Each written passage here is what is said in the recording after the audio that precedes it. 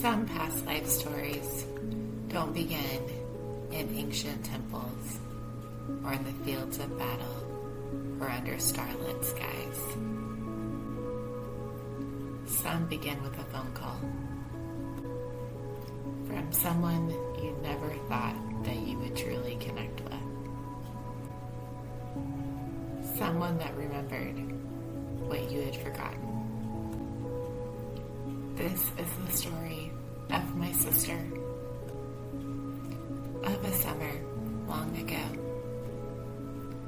of a wound buried in time, and of the moment it began to rise again. Not just in her memory, but in both of our souls. Part 1, a wound between us. We weren't close. In fact, for most of our lives, we barely liked each other. We played our roles, maid of honor at weddings, polite holiday conversation. But beneath the surface, there was tension. Distance. Even as children, we were like magnets, flipped the wrong way. People would ask why we weren't close. I'd always say, we're just different. And we are. But now I know. The distance wasn't just personality. It was pain. Pain of a childhood filled with nightmares, buried beneath the facade of a happy family. Part 2, childhood in a perfect frame. I was the oldest, Claire. Lily came 4 years after me.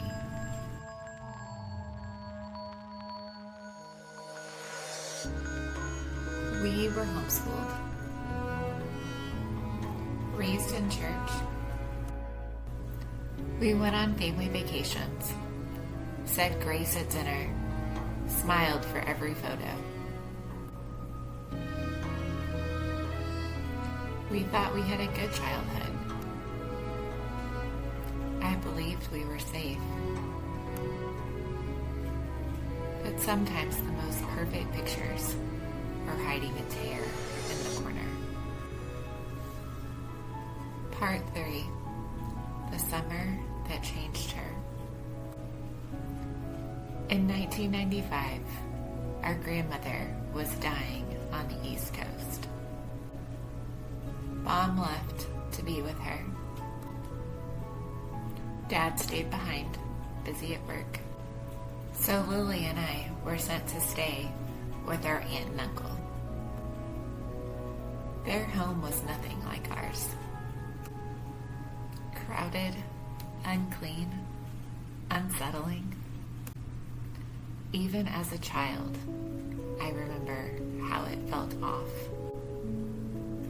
Their 3 boys were strange to us. Then, wild, unsupervised. My mom said they lacked nutrition. The house creaked like it was groaning under the weight of secrets. But I didn't question it. And when we left, life just moved on. Or so I thought. Part 4, the call that changed everything. It was late summer or early fall in 2020 when she called. Her voice was different. Hesitant, heavy, searching. Very different from the "hey, what are we getting Mom for her birthday?" surface conversations that we had. Calls were rare to begin with. She asked me about that summer, the year we stayed at our aunt's house. She asked questions no one had ever asked before. That's when she told me. She remembered something had happened. It was still dark and unclear to her. She was searching for answers. But she knew what had happened to her. Our uncle.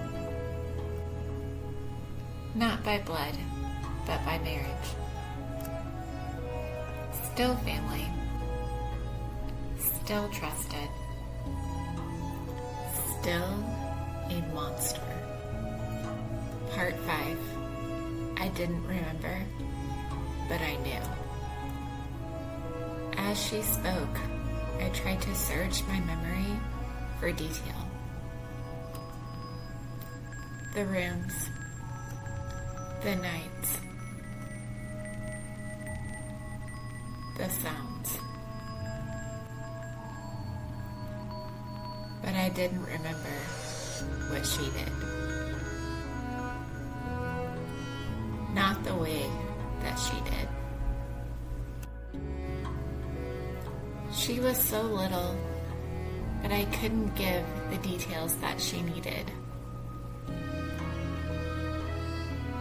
And yet, my body tensed. My blood pressure rose. My stomach turned. Something deep inside me knew. I couldn't give her the timeline or the proof she'd hoped I'd confirm. But I could give her something else. Belief. Validation. A safe place for her to speak her truth. Because I knew in the marrow of my soul that what she remembered was real. That this monster was capable of what she said he was. Part 6. Past Life Echoes. As time passed, I began to unravel my own emotions. Not the full memory, but a familiar soul wound. One I had felt in other lifetimes. Lifetimes where I couldn't protect someone. Where I stayed silent. Where the abuser was a trusted elder, cloaked in power. Where my voice was lost, or never found at all. Lily's voice, but something far older within me. This wasn't the first time we had faced a predator together. And it was far from the last. This was the lifetime that we chose to name it. And this is just where the story begins. Part 7, Breaking the Soul Contract. This was Lily's story to tell. Her memory, her courage, her return to herself. But I was part of the constellation. A soul tied across lifetimes. And this one, I was here to bear witness. To stand beside her as she reclaimed her light. We may not have been close for most of our lives. In a single phone call, we met each other again. Not as enemies, but as survivors, as sisters.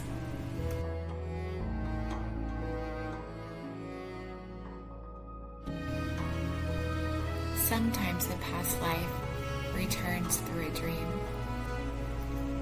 sometimes through a feeling. If someone you love comes to you with the truth, too heavy for one person to carry, listen. Even if you don't remember, believe them. Your soul might remember what your mind has forgotten. This was my sister's story, but it was also mine. I didn't know the weight that statement held then. And in this life, we get to end differently.